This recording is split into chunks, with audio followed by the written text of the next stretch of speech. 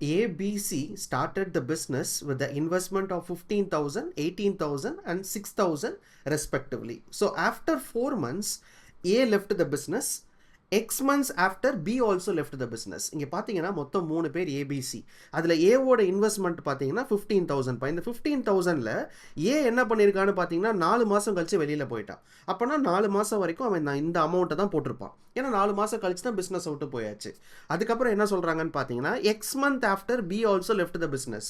ஏதோ கொஞ்சம் மாதம் கழிச்சு பியும் வெளியில் போயிட்டான். ஸோ பியோட இன்வெஸ்ட்மெண்ட் எவ்வளோன்னு பார்த்தீங்கன்னா 18,000. பட் அவன் எவ்வளோ மாதம் இருந்தான்னு நம்மளுக்கு தெரியாது. ஸோ எக்ஸ்ன்னு வச்சுக்கலாம். தேர்ட் பர்சன் சியை பற்றி அவங்க எதுவுமே சொல்ல. ஸோ சியோட இன்வெஸ்ட்மெண்ட் பார்த்தீங்கன்னா 6,000. ஸோ மொத்த பிஸ்னஸ்மே 1 வருஷம் நடக்கிறனால 12 மாதம்.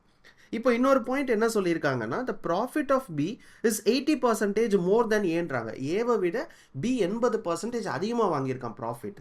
ஓகே, ஸோ இப்போ என்ன பண்ணலாம்னா ஃபஸ்ட்டு கேன்சல் பண்ணுவோம். இப்போ இந்த 3 0 அடிச்சிடலாம். இங்கே இருக்கிற 3 0, இங்கே இருக்கிற 3 0 அடிச்சிடலாம். ஸோ வேறு எதாவது கேன்சல் பண்ணலான்னு பாருங்கள். 2 டேபிளில் அடிக்கலாம், இல்லைனா 3 டேபிளில் கூட அடிக்கலாம். 5 3s are 15. ஸோ இதை 3 டேபிள் அடிச்சிங்கன்னா 6 3s are 18. இதையும் நீங்கள் 3 டேபிள் அடிச்சிங்கன்னா 2. ஸோ மறுபடியும் 2 ஆல் அடிச்சிங்கன்னா 1. ஸோ இது பார்த்தீங்கன்னா 3, இது 2. So 10:2, 3x:12 கிடச்சிருக்குப்பா. இதுதான் பார்த்தீங்கன்னா அவங்களுக்கு கிடைக்க வேண்டிய ப்ராஃபிட்டோட ரேஷியோ. ஆனால் கொஸ்டினில் என்ன சொல்லியிருக்காங்கன்னு பார்த்தீங்கன்னா ஏ வந்து இங்கே பாருங்கள் பி இஸ் 80% மோர் தென் ஏ.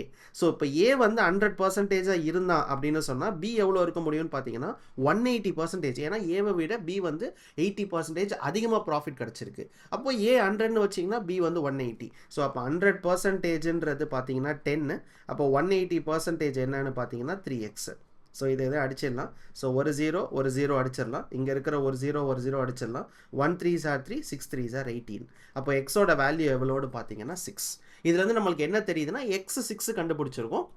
அப்படின்னா பி இன்வெஸ்ட் பண்ணது 6 மாதம். ஸோ பி எவ்வளோ நாள் பிஸ்னஸில் இருந்திருக்கான்னு பார்த்தீங்கன்னா 6 மாதம் பிஸ்னஸில் இருந்திருக்கான். ஸோ அதான் அவங்க கேட்டிருக்காங்க எவ்வளோ மாதம் பி இன்வெஸ்ட் பண்ணியிருக்கான்னு. அப்போ 6 மாதம் இன்வெஸ்ட் பண்ணியிருக்கான்.